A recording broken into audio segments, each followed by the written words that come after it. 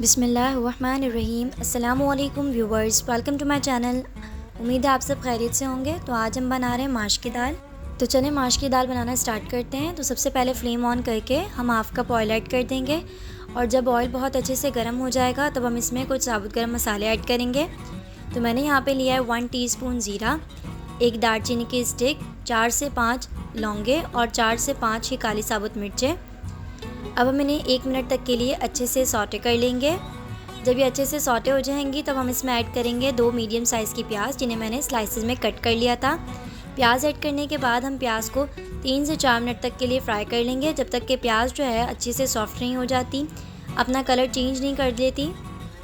जब प्याज का कलर चेंज हो जाएगा तब हम इसमें ऐड करेंगे 1 टेबल स्पून लहसुन अदरक का पेस्ट।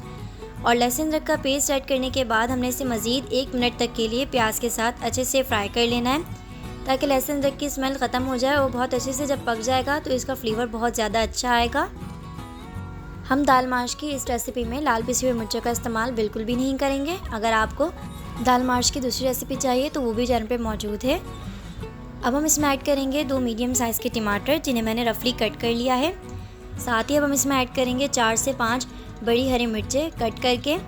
हरी मिर्चें जो हैं इतनी ज़्यादा तीखी नहीं होती, जो बड़ी हरी मिर्चें होती हैं, इसलिए मैंने इनका इस्तेमाल ज़्यादा किया है। अगर आपको कम पसंद हो तो आप इन्हें कम भी इस्तेमाल कर सकते हैं। अब हम इन्हें अच्छे से 2 से 3 मिनट तक के लिए मीडियम टू हाई फ्लेम पर बहुत अच्छे से फ्राई कर लेंगे, ताकि इसका फ्लेवर जो है हरी मिर्चों का वो बहुत अच्छे से आ जाए।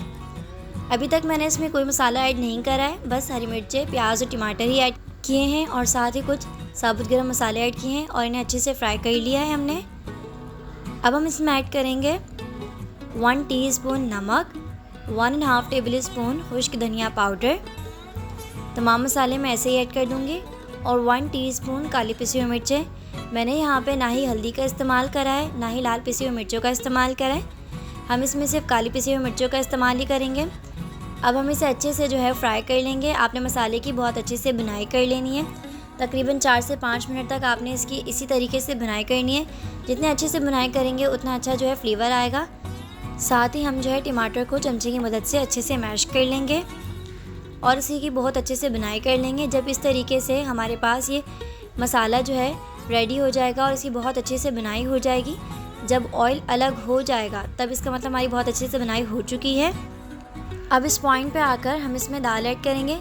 तो मैंने यहाँ पे 250 ग्राम माश की दाल जो है वो 4 से 5 घंटे के लिए भिगो के रख दी थी और उसके बाद सिंपल जो है इसे पानी में बॉईल कर लिया था। यहाँ पे माश की दाल जो है वो 80% डन हो चुकी है। अब हम इसे मसाले में ऐड कर देंगे। माश की दाल ऐड करने के बाद हम इसे अच्छे से मिक्स कर लेंगे।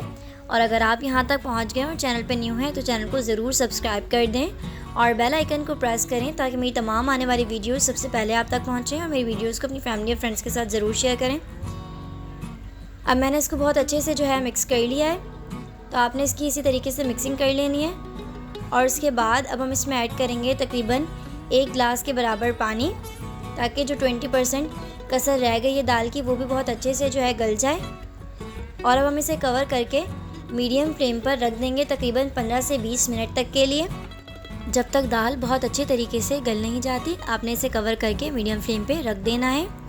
अब यहाँ 15 से 20 मिनट हो चुके हैं और दाल का जो पानी है वो भी काफ़ी हद तक खुश्क हो गया है। अब हम चेक कर लेंगे इस पॉइंट पे आके कि दाल जो है वो अच्छे से गल गई है या नहीं। तो देखिए यहाँ पे दाल जो है तकरीबन 100% डन हो चुकी है। अब दाल में जो पानी रह गया है इसे बहुत अच्छे से खुश्क कर लेंगे हाई फ्लेम पर।